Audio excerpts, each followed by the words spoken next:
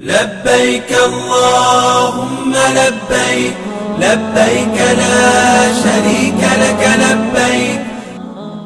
نحمده ونصلي على رسوله الكريم أما بعد فأعوذ بالله من الشيطان الرجيم بسم الله الرحمن الرحيم والفجر وليال عشر والشفع والوتر صدق الله العظيم۔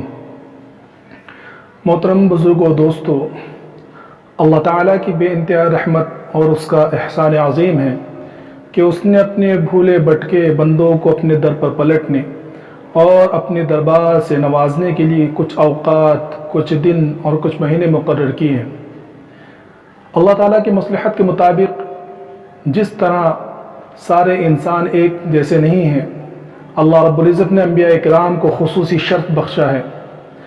ساری جگہ ایک جیسی نہیں ہیں۔ پوری دنیا کی زمینوں کے اندر جو عظمت اور جو فضیلت حرمین کو اور مسجد اقصیٰ کو ہو، دوسری زمینوں کو نہیں ہے۔ اسی طرح اوقات بھی اللہ رب العزت نے ان کے اندر بھی فضیلت والے وقت متعین کیے ہیں۔ یہ جو آیتیں میں نے آپ حضرات کے سامنے پڑھی ہیں،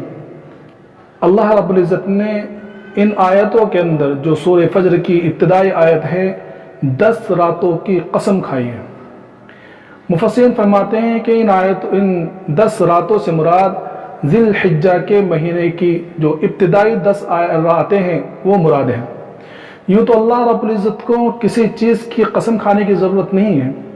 لیکن اللہ رب العزت اگر کسی چیز کی قسم کھا رہے ہیں تو یہ اس کی عظمت اور فضیلت کو بیان کرنے کے لیے۔ یہ ایام اور یہ راتیں بڑی فضیلت والے ہیں۔ اللہ کے رسول صلی اللہ علیہ وسلم نے ارشاد فرمایا کہ اللہ رب العزت کو بندوں کی عبادت ان ایام کے اندر جتنی زیادہ محبوب ہے اتنی محبوب اور دوسرے ایام کے اندر نہیں ہے۔ یعنی ان ایام کی عبادتوں کو اللہ رب العزت خوب زیادہ پسند کرتے ہیں، خوب محبوب رکھتے ہیں۔ اب اتنی فضیلت والے ایام اور اتنی فضیلت والی راتیں اس لیے نہایت ہی ضروری ہے ہمارے لیے کہ ہم جانیں کہ ان ایام کے اندر ہمیں کون کون سے اعمال کرنے چاہیے تاکہ خصوصیت والی اور فضیلت والی رات یہ بیکار نہ گزر جائے۔ سب سے پہلے تو یہ بات یاد رکھنی چاہیے کہ یہ وہ ایام ہیں کہ جن سے ان کی فضیلت ظاہر ہوتی ہیں کہ ان ایام کے اندر 2 ایسی عبادتیں ہیں جو عبادتیں ان ایام کے علاوہ کسی اور ایام میں اور دنوں میں ہو ہی نہیں سکتی۔ اس میں سے سب سے پہلی عبادت ہے حج،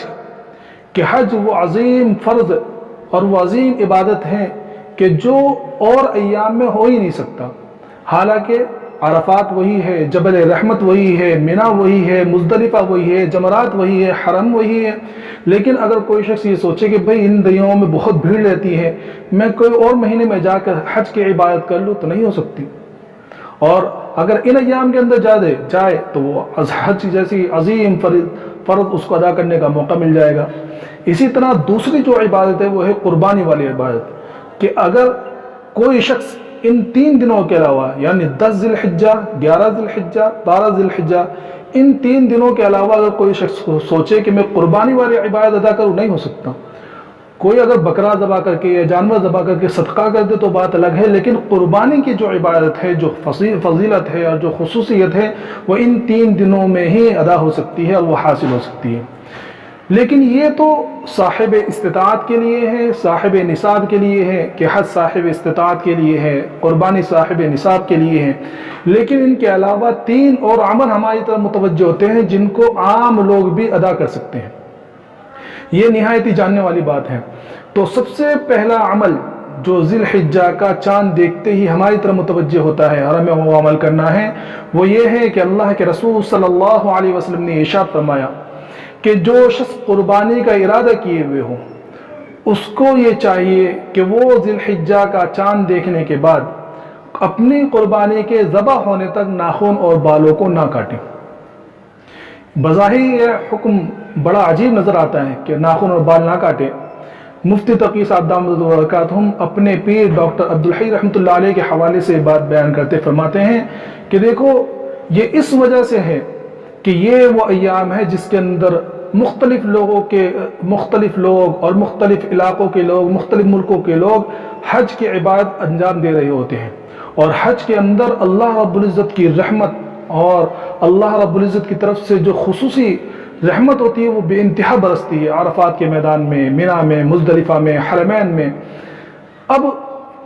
وہ لوگ جن کے پاس کچھ پیسے نہیں تھے اس وجہ سے وہ حج کو نہ جا سکے، کیا صرف اس وجہ سے کہ ان کے پاس پیسے نہیں تھے اللہ ان کو محروم فرما دے گا؟ کہا کہ نہیں، کہ جس طرح حاجیوں کو احرام کی حالت میں ناخن اور بال کاٹنا حرام ہے، اگر کوئی شخص ان کی مشابہت کرتے ہوئے اپنے ناخن اور بال نہ کاٹے تو اس مشابہت کی وجہ سے جو رحمت اور جو انوار اللہ رب العزت کے وہ حاجیوں پر اتر رہے ہیں، اور حاجیوں پر جو انوار کے بارشیں اور رحمت کی بارشیں اتر رہی ہیں، ہمارے مشابہت کی وجہ سے ان حاجیوں کی اللہ رب العزت کی اس رحمت کے کچھ چھینٹے اور کچھ حصہ ہمارے اوپر بھی متوجہ ہو جائے گا، اور وہ رحمت کا کچھ حصہ ہمیں بھی مل جائے گا۔ اسی کو وہ شعر کے اندر ادا کیا کرتے تھے، فرمایا کرتے تھے کہ یا رب تیرے محبوب کی شباہت لے کر آیا ہوں، یا رب تیرے محبوب کی شباہت لے کر آیا ہوں، حقیقت تو اس کو کر دے میں صورت لے کر آیا ہوں۔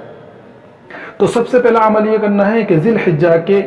چاند دیکھ کر اپنے قربانی ہونے تک جو ہے ناخن اور بال نہیں کاٹنے، یہ مستحب عمل ہے۔ اگر کسی کو 40 دن سے زیادہ ہو جائے تو پھر وہ کاٹ لے، اس کو کاٹنے کی اجازت ہے، بلکہ کاٹنا ضروری ہے۔ دوسرا حکم اور دوسرا عمل جو ہے وہ یہ ہے کہ ان ابتدائی عشرہ جو ہے اور اس کے جو شروع کے 9 دن ہیں ان کے اندر نفلی روزے رکھنا،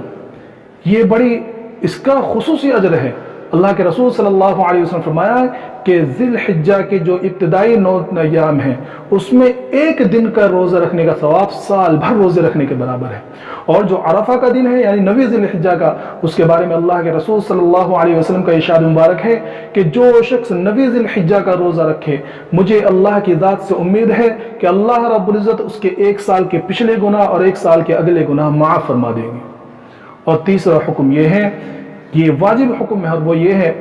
کہ 9 ذی الحجہ کی فجر سے لے کر اور 13 ذی الحجہ کی عصر تک جو 23 نمازیں ہیں، ان تمام نمازوں میں فرض نماز کے فوراً بعد ہر مسلمان عاقل بالغ مرد اور عورت پر 1 مرتبہ تکبیر تشریق پڑھنا واجب ہے۔ یہ ہے کہ مرد کے لیے یہ ہے کہ وہ درمیانی بلند آواز کے ساتھ پڑھیں، اور عورتوں کے لیے حکم یہ ہے کہ وہ آہستہ کہیں۔ اس میں غفلت یہ ہوتی ہے کہ عام طور پر ہمارے گھروں کی عورتوں کو یہ مسئلہ معلوم نہیں ہوتا، اور تو ان کو اس بات کا خصوصی تاکید کر دے کہ بھئی یہ پڑھنا واجب ہے۔ تو تیسرا عمل یہ ہے کہ ہمیں تکبیر تشریق پڑھنا ہے۔ تو یہ جو ایام ہیں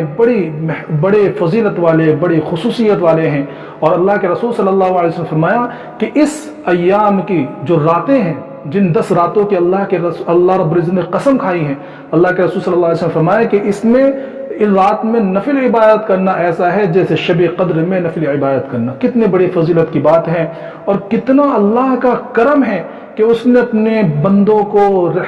بخشنے کے لیے، ان کی مغفرت کرنے کے لیے، ان کے گناہوں کو مٹانے کے لیے ہمیں ایسے اوقات میں ایسا فرمائے اور ایسے دن میں ایسا فرمائے۔ اور ہمارے لیے کتنی بے حسی کی بات ہوگی کہ اللہ کے رب العزت کی طرف سے عطا کردہ یہ ایام ہمارے فضول گزر جائے۔ اس لیے خصوصی اہتمام کریں۔ 3 عمل تو میں نے بتلایا کہ یہ عام لوگ بھی کر سکتے ہیں، ایک تو ناخن اور بال نہ کاٹیں، اور دوسرا یہ کہ نفلی روزے رکھیں، اور تیسرا یہ کہ ان راتوں کے اندر خصوصی عبادت کریں۔ اور ایک حدیث کے اندر اللہ کے رسول صلی اللہ علیہ وسلم نے فرمایا